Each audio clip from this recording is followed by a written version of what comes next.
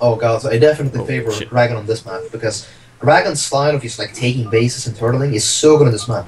Because you got all these like hard bases to attack with the ramps. That's one of the styles that there are 2 or 3 different styles that Zerg can actually play, and if you have to be really like familiar with how to deal with each of them, because you actually have to deal with them differently as Protoss. Like for example, if you go defensive with some Sunkens and you get many bases, that's one thing. If they go for a Lurker containment, that's kind of different as well. So, and I have to say that if you're not practicing a lot against high caliber players, I don't think it's easy to remember these kind of things. And you definitely need experience against every single Zerg style. Yeah. To deal with it. You're gonna lose to it the first time, as a Protoss. Yeah, you really are. Okay, so Tama is going to go for an expansion of the natural again.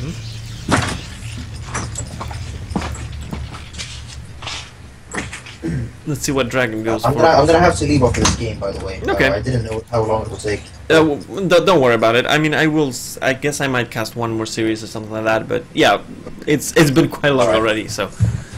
All right, but anyway, just gonna get the scout in. Looks like an overpool again. I definitely think the Dragon's game plan in this game should be to just take expansions fast and play defensively, and then like drop and deny expansion to the Protoss. And don't engage the Protoss directly. Just be an asshole and turtle. You know, and run around with lings. You know. I gotta say that the Zergs that play that style are annoying, but every style can be annoying if, as you mentioned, if you don't have experience against it. Well, they're all really good. They're all viable. I'm just saying, like, based on what kind of player Dragon is, and based on this map, you should definitely drag it out to late game. No, okay, let's see. Dragon is not going to be trying to contest the natural. He's trying. It's just going to run to another base. Yeah. Probably to Which is a good option, you know. Now, on this map, do you think it's better to take the closer bases or just go for the, for the unnatural? Depends on what you're doing. Like, if you're Ian Zerg, you can take whatever base you want, because you're going to be attacking with Hydras and Gears. But as Dragon in this match, he should take the other main bases natural, I think. To set up that, like, the 4 bases and then the 5th, the ramp. The reason why I'm asking is because sometimes people say that if you're going to open with the Scourge Zergling to 5 hatch base style, then maybe it's better to go for the base that is more far away. But if you're going to be going for a Hydra kind of bust or something like that, then it's better to get the closer bases. Yeah, generally. Generally, but I'm not like, I guess that makes a lot of sense, but I still think that you can still do either way. It's not a closed system that you should be doing. Yeah, definitely. There are more variables than that. Yeah, and I mean, you can definitely take a far-away base and go for the Hydras. You can do it. Even Ian Zerg does it sometimes. Yeah, and I think Zaraki beat it when Gem 5 was actually doing his double gateway after natural, which was working really well against a lot of people. Zaraki basically took another base and just invested in Sunkens and kept doing drones. So I guess there's a lot of options here. The one thing that I would really like to see, and that we don't see that often anymore, is Zergs going for contains, because it's fallen out of fashion a lot. I think mostly because you have to be really on point with how you execute the contain. But the thing I really like about when Zergs contain Protoss is that at the same time you never know if they're going to be dropping you in your main. So it's as the Protoss, you're constantly thinking that you have to get out because otherwise you're not doing damage. But at the same time, you're constantly under threat. So I really like those styles. It's good on the electric circuits, like what Nimu did, Yep. In fact, Zero beat Jangbei on the electric circuits with a contain the entire game. Jangbei never got out. Like, he set up a hatchery, he made a Nidus, made spore colonies, Sange colonies, lurkers. It was crazy. But on this map, I'm not so sure about the contain, because it's just there's nothing about this map that's particularly good for the contain. Except, I mean, you can lurker drop the cliff, I guess. So if you play like a Julia style, that's a thing you can go for. All right. Yeah. But anyway, we've got the lair on the way. We've got very good lair timing for Dragon. It looks like he may not lose a single overload to a Crusader. Nah, he should lose this one. Yeah, the Spire takes quite a while. Well, not if he pulls back his overload right now. then it's gonna be close. Like if he tries to hide it, you know. Oh, you're gone. No, this is a late Stargate compared to Spire. And at the same time, if he does want to kill the Overlord, then maybe the time that it takes to kill it is not going to allow us to scout something like a Hydra Bust. So yeah, I can see what what you're saying about. But the Overlord looks like he is going to sacrifice the Overlord, which is a fine choice here. So he is going to lose that one Overlord, but oh, and there's actually by the way, Beacon 1, yeah. But it's no big deal. It's about cleaning up with some links. Oh, and another Zealot going to the natural, but there are 4 links there, so they're going to probably take care of that. Okay, so both Zealots actually go down. They don't seem to have killed pretty much, like, one Zergling, maybe, yeah, one Zergling for 2 Zealots. Well, that's a pretty bad trade. Now, on the other side of things, again, High Templar Tech. High Templar Tech, right after you made the first Corsair, without even scouting what your opponent is doing. I'm not sure I like it. For the fast temper instead of the +1/+1. Yeah. Well, he is getting +1 attack, but he's not going for the speed up. That's for sure. I mean, the reason why I feel this is weird is because if you get very good storms for, the first pack of units, that's awesome. But if you miss, then you might just die. So, I'm not sure. He's gonna be going for a 2-base Dragoon Templar thing instead of a Zealot attack. Anyway, looks like we got the Corsair. Instead of taking out the Overlord in the base, he went 2 Dragon Space to take out the Overlord. To then later return and take out the Overlord that he sacrificed. So he is actually going to get 2 instead of 1. So nicely played there by Tama. That's a good move. Although he does need that cannon at the main to finish relatively soon, otherwise his Stargate actually can still be camped by the Scourges. But you can micro back and forth. And the natural has the cannons, so that should be fine. On the end, we have also a 4th by Dragon. So, yeah, as you mentioned, pretty much like taking more bases, and from there on, basically, we will see what he wants to do. He has Overlords in both bases. He has a Sunken in both bases, so should be pretty fine against the first DT. And at least this time, Tama is adding the extra gateways fast enough. In the kind of maybe a little bit later than he would probably perfectly want to, but at least before the big action happens, he already has the gateways. Okay, so here we go. Got the 4 gateways, so got the. So this is gonna +1 air actually. All right, interesting. So he's going for the +1 air and the +1 ground, but not speed lots. Maybe trying to take a 3rd base here. So I guess this is just like a passive macro opening. Oh, we got Scourge sniping 1 Corsair. Can't do like this with 4 Corsairs. We're gonna die to Scourge. We got more Scourge coming on the way. I mean, he is getting actually a lot of Overlords. But yeah, he got 3, but he's gonna give up air control completely, sacrificing his Corsairs for a bunch of Overlords. And we got a 4th base on the way, so I don't think that's good. I don't. Yeah. Unless he can get away here. If you can get away, that's good. But we got 1 Stair going down.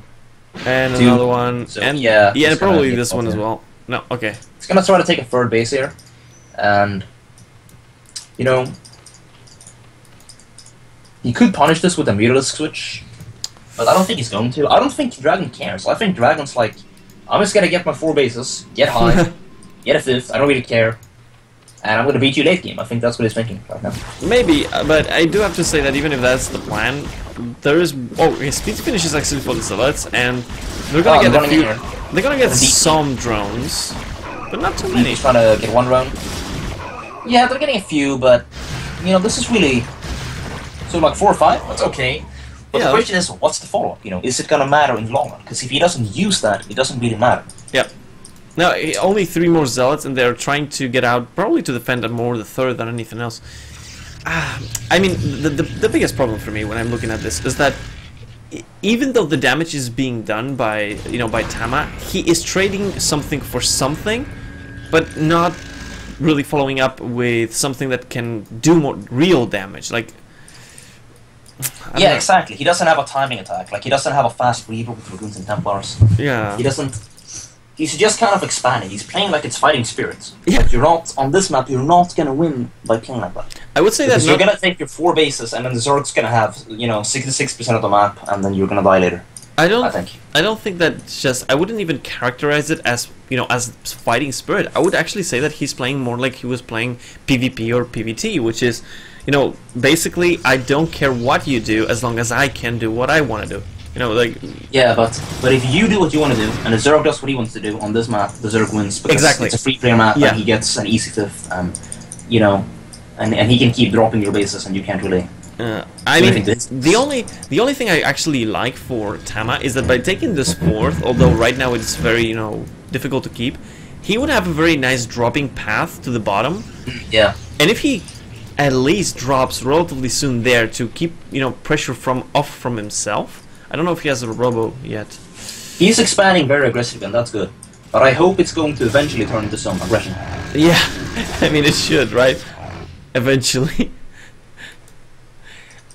I have to say that if you, the only thing that I've seen this once or twice, the only thing that I believe that can actually change this is if you go something like Dark Archon, you know, builds, and you basically mind control things and stuff like that, then maybe you can even get away with having a lot less bases. But I don't think DragOn is going to allow it to get to that late game. Well, that's more like a split map thing anyway. Not really. I've seen games where Protoss would have 3 bases and win against every, like on Python or something like that. It can happen. It's just it takes an hour and a half. Like it's not a game that people like to play, but it can. Well, we don't have a temper at this base, and we have a bunch of Hydras coming in. And okay, but there's 4 cannons plus some zealots. Could be disastrous for Tama. He needs a temper at that base. Oh, he's losing both tempers. Yeah, now with his army, but this could be it for this base. And if he loses this base, that's really bad for him. I think he's gonna keep it with the reinforcement. DragOn probably assuming that there's a temper there and not going up. Yeah. Decent storm. That's fine. And actually supplying the supply is again blocked for DragOn, but retaking it is really 4 fast. bases, 2 bases. Yeah, granted, one of them is a mineral only for the Protoss, but it's still okay for Protoss. If he can prevent the 5th from going up and just keep attacking and keep the game at this amount of bases, that's a way that they could win. I'm thinking that one of the things that I really like about DragOn is the triple Evo upgrades. That's something we don't see very often from Zergs. I always thought that upgrades is really good. I always did. Yeah, it's kind of like I don't know why most Zergs don't do it, because the upgrade itself isn't that expensive at this point of the game, or even many other points in the game. It's not that expensive, and the difference. Yeah, 4 bases you can do it. Yeah, and the difference of even switching, for example, from Hydras to after, for example, an ultra lane composition, switching back to Hydras or something like that. Like when I think it was you played Predator, right? And yeah, it is. Yeah, and he was doing a lot of nice switches to combat your composition. So the same thing here. It makes a lot of sense to have all the upgrades so that then you can switch back and forth if you want to. If you have the money, you should get them, you know, because they make everything better. It's just, even if you're not going to switch, it's always good. Yeah. Well, okay, now 4 bases against 4 bases, and no 5th so far for DragOn, which is something I'm surprised about. Yeah, it seems good on paper for Protoss, because it's an even amount of bases, but the thing is, he got so many cannons at his 4th that it took so long for the 4th to kick in, because it didn't get the gateways, that it's not really threatening. Oh, we got a decent storm drop here, by the way, taking out about 6 or 7 drones. Could have been better, but it's decent. But no follow-up. Again, this is what but I don't again, like. Exactly, he didn't get the gateway, so he doesn't have that huge mid-game army, you know, attacking the front, which is what you wanna. Because DragOn's just gonna remake these drones, and it's not gonna matter. But the thing, though, is even though, as you mentioned, like there's no follow-up, there's a lot of cannons. As long as DragOn doesn't take a next base. Yeah, that's true. But how is he gonna deny that base? He's not out of the map. He's not dominating, you know, with a big. Food lead. He's not doing any of that. He's in fact even on food, which is bad for Protoss at this stage. He's probably about to get like even surpassed. I mean, usually in this stage.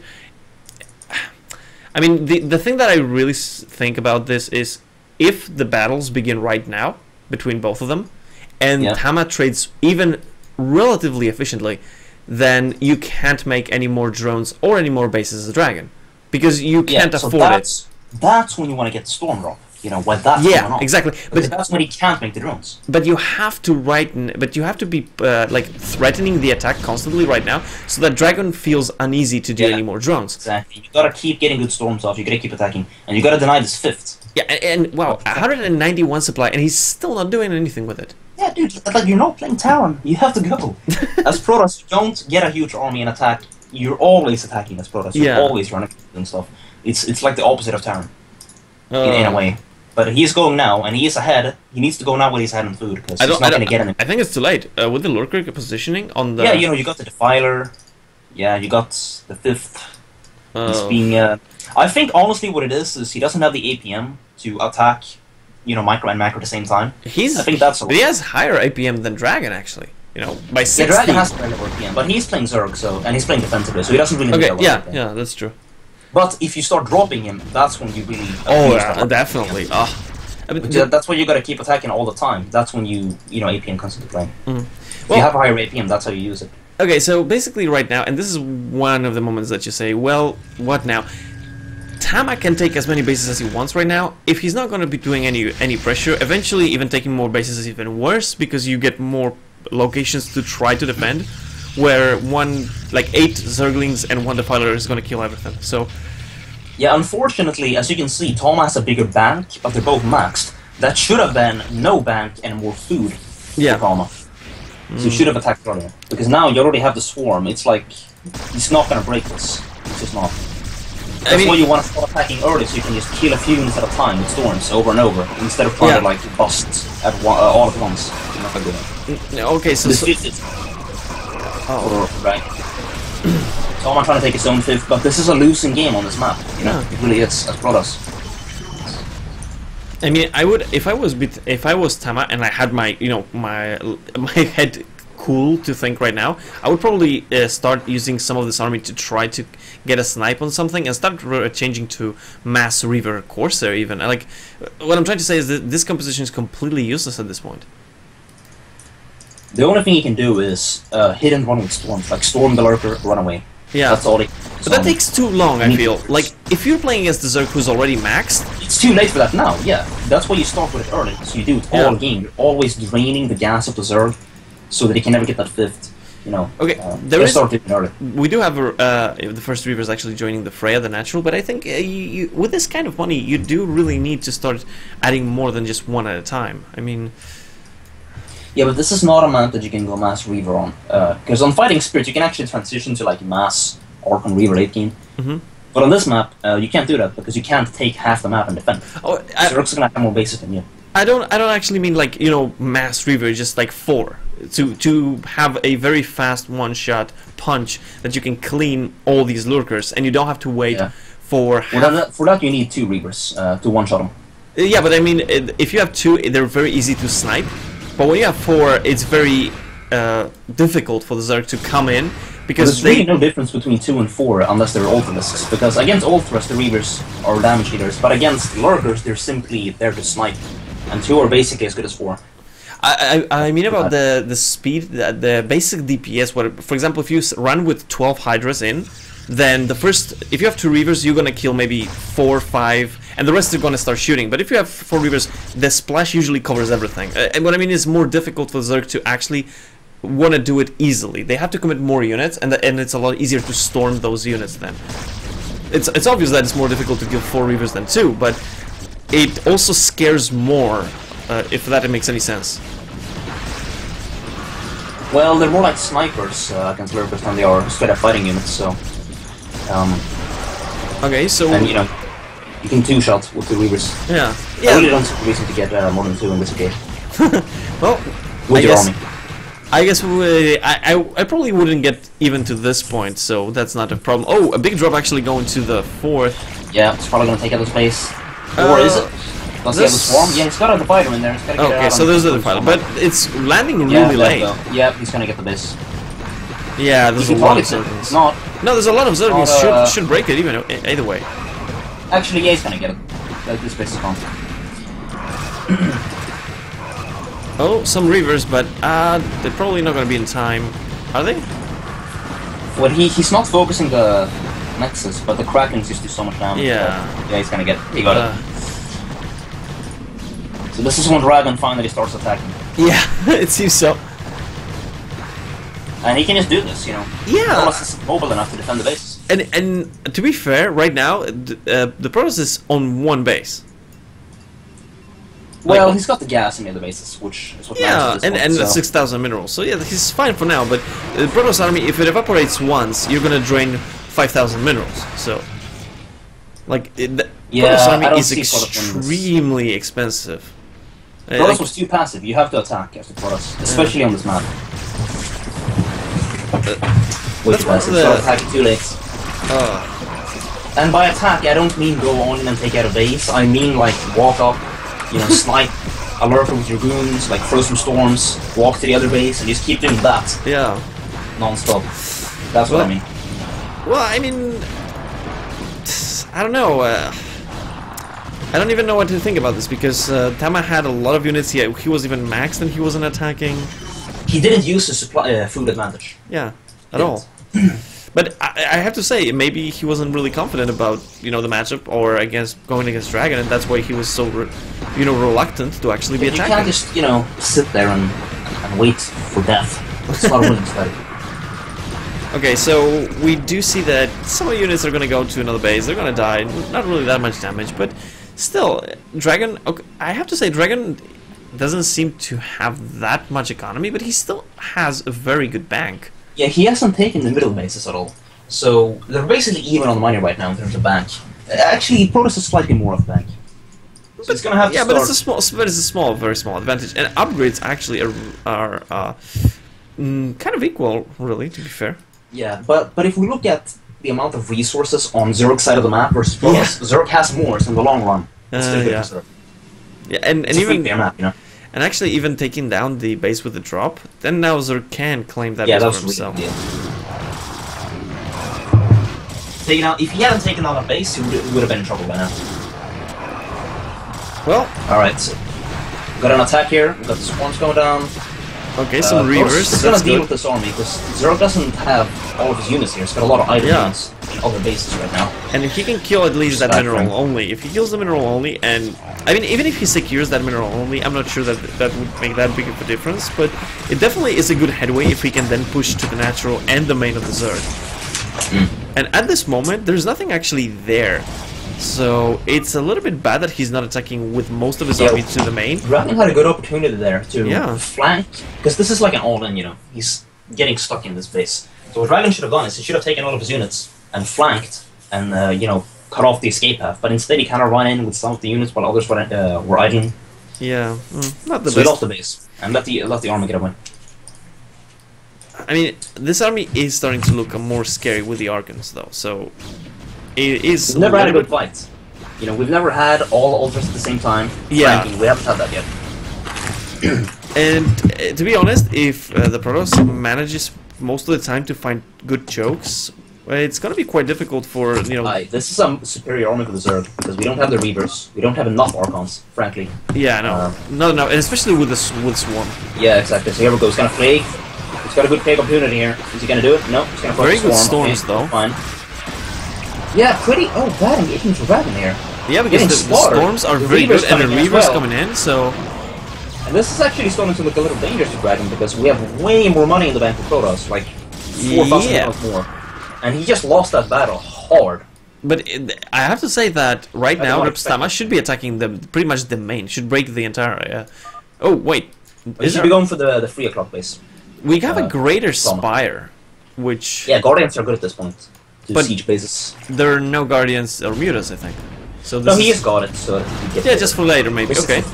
Oh, we're losing more units stranded again. Just some like a few units not reacting, losing them. Tama might be fighting back there, but he needs to get to 3 o'clock. Look, he's sending even more ultras one at a time, all the time, one unit at a time. Tama needs to pull out of here. He's gonna overextend and stay for too long. Oh yes. Okay, yeah, he has to get out of there right now. At least save the Reavers. Save the Reavers. Okay. Okay, Reavers get out. But he wasted a lot of units there when he should have just been sieging at 3 o'clock. Yeah. Instead of going for the main, because there's another wave coming. The Zerg gets money. You gotta be ready for it, and you shouldn't be there when it comes. ADT. So will it attack? Okay, the ADT blocks. Trying to defend this. What, the ADT? Oh, okay, it's gonna be taken down now, but. And the Swarm is going to be enough to take the base out. And if he gets this base, despite the Protoss having more money now, that could actually be in the game. I mean, I always... I don't know, I was always upset at the fact that the bank of the Protoss seems to evaporate extremely fast. if you lose your entire army once, then suddenly you have to waste about 3,000. Yeah, you can never wipe. You can never lose your entire army. Yeah. So you should always like maintain a ball. Yeah, that's kind of. It feels a little bit unfair. It feels a little bit unfair, you know, that you can never lose your entire army. Well, you can't. I mean, it's you gotta. I know. You gotta keep the ball. Okay, so this base does look like it might fall. I mean, it maybe not right now, and but I think that's gonna be it for Tama. Yeah. And look, right now he's actually 70 supply down. So yeah, he might have the bank, but he can't rebuild it fast enough. And by the time he does, there's not going to be any money left. Yeah, I think Tama knows by now. Even if he, has a bank, I think he knows by now that he can't win this. He had a chance to win this, you know? Yeah. When he took out that base, but then he overextended. Classic mistake in PvZ. Got wiped, and you're not allowed to wipe, as we know. Yeah.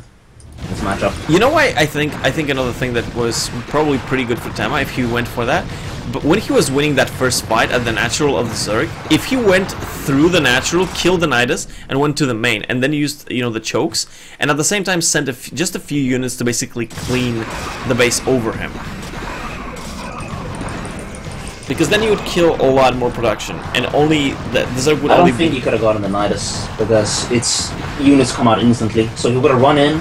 Try to get the Nidus and then would have gotten caught by the units that would have come. Yeah. But anyway, I mean, look, right now, for example, there is 50 units and 2,000 minerals for Tama. So 4,000 minerals. 2,000 minerals disappeared, and I don't even know where they went. He needed to pull back, get maxed again, go take out the 3 o'clock and secure that. That's what he needed to do. But anyway, good games. Okay. I'm gonna have to go now. All right. So I'll see you next time when you can cast with me. All right. So from now, it seems like this game is gonna be over in a few seconds probably. I mean, Tama's still trying to do something fancy, but yeah, probably it. I mean, I'm pretty sure he knows. If we look at what's going on, there's not much more than we can say. Well, let's just look at the crackling skill in buildings, which is also a good way to spend our time. Okay, so Reps Tama leaves the game. And that means that Dragon is going to take this one 2-0. Well, okay guys, now it's been fun, but I think this should do it for today. We've got enough good games, and at the same time, even if it was pretty good to cast with Vodi, casting alone would be a lot more difficult. So I think we can leave it for today, and I hope you had a good time. Definitely pretty nice for me to to cast those games for you. And again, thanks to Rustbrain for sponsoring the event, and as well as to Apocalypse for helping organize everything, and everybody who's been helping watching the replays, and Team Liquid, and thanks to you guys for coming and watch with us. So I guess see you on Sunday when we would have the round of 16, and we will see also probably a lot of good games there as well. So have a good night and see you soon.